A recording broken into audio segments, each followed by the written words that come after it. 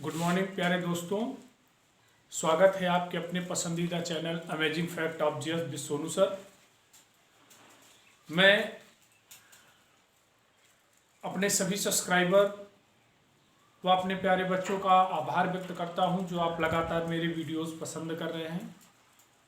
जैसा कि अभी तक आप देख रहे थे कि बोर्ड का जो डायरेक्शन था वो कुछ और था, आज किसी अन्यत्र जगह पर इसको स्थापित किया गया है। मैं धन्यवाद करना चाहूँगा आचार्य के अविनाश सर का, जिन्होंने मुझे ये सजेशन दिया कि सर आपके बोर्ड में लाइट रिफ्लेक्ट होती है जिसकी वजह से बच्चों को प्रॉब्लम होती है। अगर कुछ इस प्रकार की समस्याएं हुआ करें तो आप हमें अवगत करा दें। अपनी तरफ से मैं 100% देने की कोशिश करता हूं, फिर भी अगर कोई कमी रह जाए तो आप उसे ज़रूर बयां करें। आज हम बायोलॉजी के परिसंचरण तंत्र में रुधिर परिसंचरण तंत्र का अध्ययन करने जा रहे हैं। जैसा कि आप इसके पिछले वीडियो में मानव हृदय के विषय में पढ़ चुके हैं, मानव हृदय में आपने प्रैक्टिस भी की। आज मैं आपको रक्त से संबंधित जितने भी क्वेश्चन, हालांकि बहुत डिटेल है इसमें, लेकिन पहले हम छोटी छोटी चीज़ों पर कवर करें, क्योंकि बहुत सारे बच्चे जो हमारे आर्मी की प्रिपरेशन कर रहे हैं और जो हमारे बच्चे रेलवे प्रिपरेशन कर रहे हैं, उनका ये भी कहना है कि सर कुछ लेवल कम करके भी आप पढ़ाएं।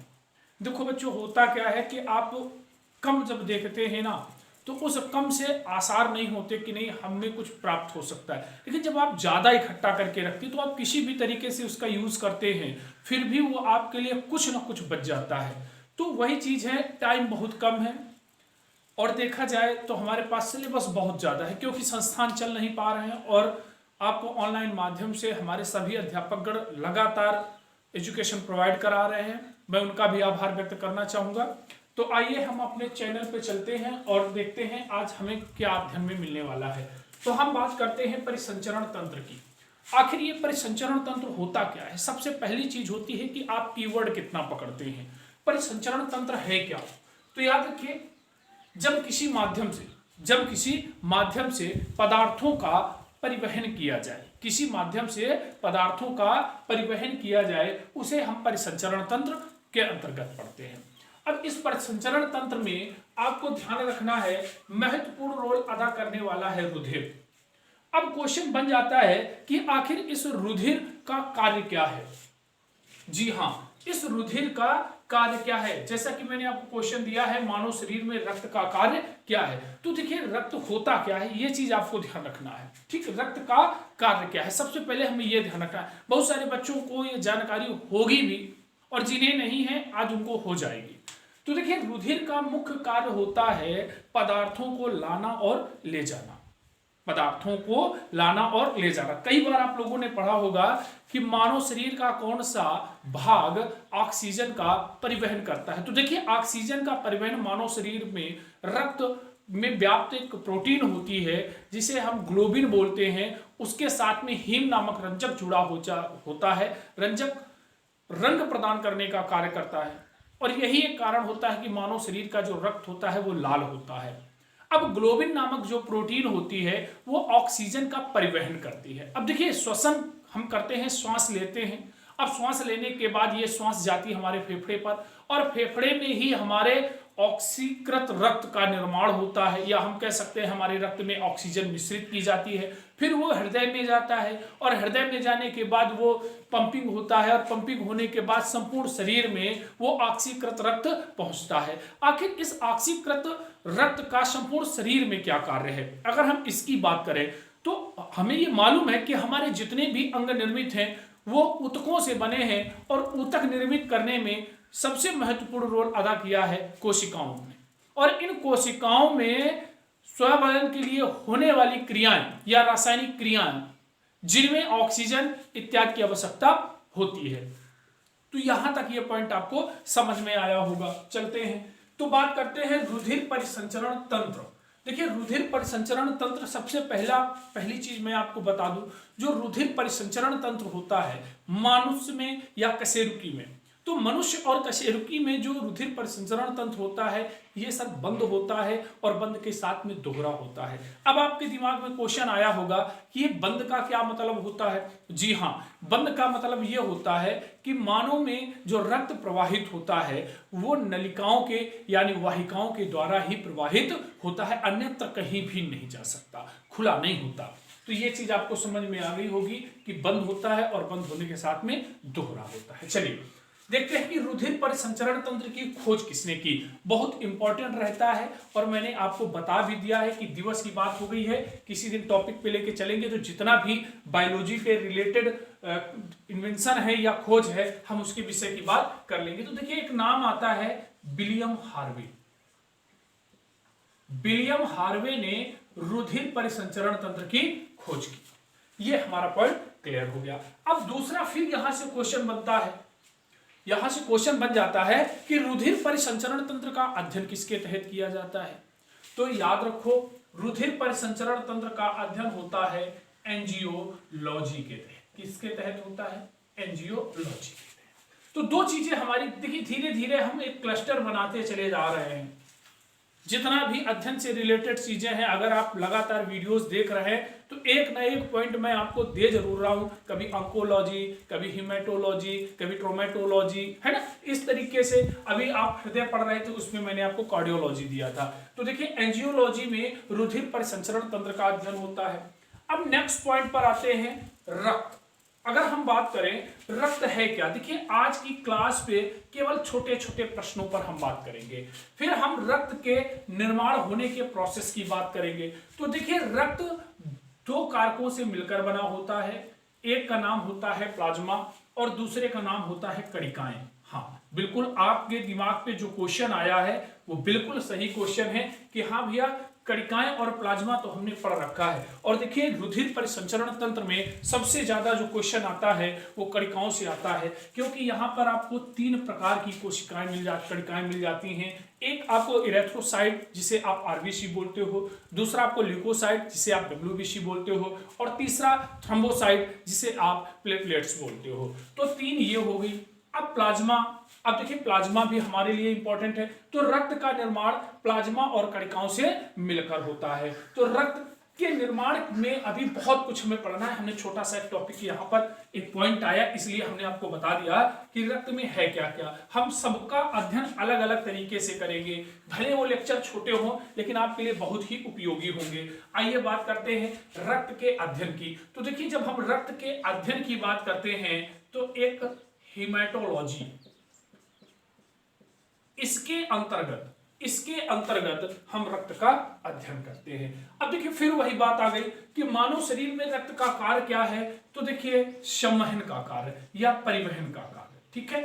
ये पदार्थों को लेकर कोशिकाओं तक जाने का कार्य करता है। और बेटा यही एक कारण है कि इसे संयोजी ऊतक कहा जाता है। लेकिन अब संयोजी ऊतक के स्वरूप में देखा जाए तो कौन सा ऊतक तरल माध्यम में होता है। तो रक्त जो है वो संयोजी ऊतक है, कनेक्टिव टिश्यू है, लेकिन ये लिक्विड फॉर्म में होता है, तरल होता है। तो क्वेश्चन आता है कि रक्त है तरल संयोजी ऊतक। रक्त क्या है? रक्त एक तरल संयोजी ऊतक है। देखिए मानव शरीर में रक्त की जो मात्रा होती है वो 5 से 6 लीटर होती है। कितनी होती है? 5 से 6 लीटर। मानव शरीर में जो रक्त की मात्रा है वो 5 से 6 लीटर होती है।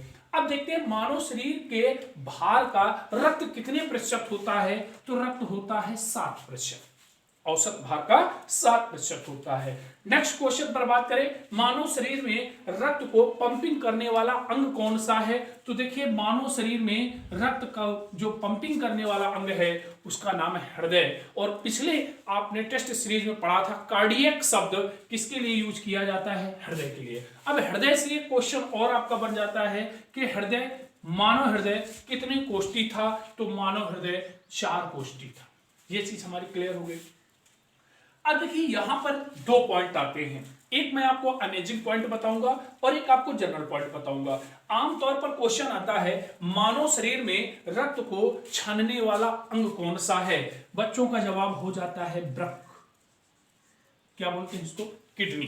अब बात आती है अमेजिंग फैक्ट की। तो देखिए अमेजिंग फैक्ट कभी कभी होता क्या है कि जिस भाग में कार्य संपादित होता है वो भाग आपसे पूछ लिया जाता है। तो देखिए वृक्क की जो कार्यात्मक इकाई है, संरचनात्मक इकाई है, उसे हम नेफ्रॉन कहते हैं। लेकिन यहां पर एक होता है बोमेन संपुट। यहां पर ये कभी अगर आपको ऑप्शन में मिल जाए तो बिल्कुल भी देर मत करिएगा। और बोमेन संपुट, हालांकि जब हम आपको सर्जन तंत्र पढ़ाएंगे तो हम किडनी के विषय में भी आपको पढ़ाएंगे। तो यहां पर बोमेन संपुट इज द राइट आंसर। अगर ये नहीं मिलता है तो वृक्क फिर कहीं जाने वाला नहीं है। ठीक है, चलिए अब देखते हैं मानव शरीर में रक्त को ऑक्सीकृत करने वाला अंग कौन सा है। जी बिल्कुल, आपने जो सोचा वो बिल्कुल सही है और वो है गुर्दा, यानी जिसे आप बोलते हो फेफड़ा, ठीक है। चलो हम इसे श्वसन तंत्र में पढ़ेंगे। नेक्स्ट पॉइंट, रक्त का रंग लाल होने का कारण क्या है। रक्त का रंग लाल होने का कारण क्या है। तो देखिए जो रक्त का रंग लाल होता है वो लाल होता है हीमोग्लोबिन के कारण। किसके कारण? हीमोग्लोबिन के कारण।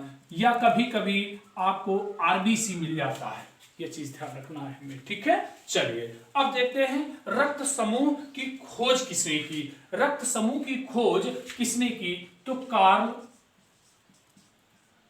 लैंड स्टीनर ने रक्त समूह की खोज की और इन्होंने हमें बताया कि रक्त के 4 प्रकार होते हैं, ए, बी और ओ। ये 3 चीजें आपको याद रखना है। हालांकि ए बी के लिए हम बाद में देखेंगे। ए बी रक्त समूह की खोज इन्होंने नहीं की थी। ठीक है, तो अभी हम 3 प्रकार से पूछते थे। अगर कभी क्वेश्चन आ जाता है कि रक्त समूह की खोज किसने की तो आपको जवाब देना होगा कार्ल लैंड स्टीनर ने। देखिए अब सामान्य मनुष्य में जो रक्तदाब होता है वो 120/80 mmHg होता है। कभी कभी यहां से क्वेश्चन पूछ लेते हैं कि रक्तदाब में Hg क्या है। तो Hg सर आपको मालूम होगा ये पारा होता है, मरकरी होता है।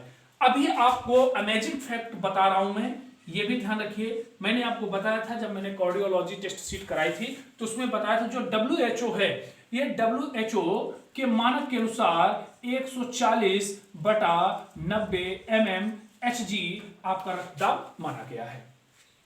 आइए बात कर लेते हैं रुधिर का स्कंदन करने वाली प्रोटीन। तो देखिए रुधिर का जो स्कंदन करने वाली प्रोटीन है, एक तो है फाइब्रिनोजन और दूसरे का नाम है प्रोथ्रोम्बिन। ठीक है, तो ये दोनों प्रोटीनें क्या करती हैं? रुधिर का स्कंदन करती हैं। क्वेश्चन आया स्कंदन होता क्या है। तो देखिए स्कंदन का मतलब होता है जमना, क्लम्पिंग करना। ठीक है, जब आपको चोट लगती है तो रुधिर स्राव होता है और उस रुधिर स्राव में प्लाज्मा के साथ में प्रोथ्रोम्बिन या फाइब्रिनोजन आकर के उसका थक्का बना देती है।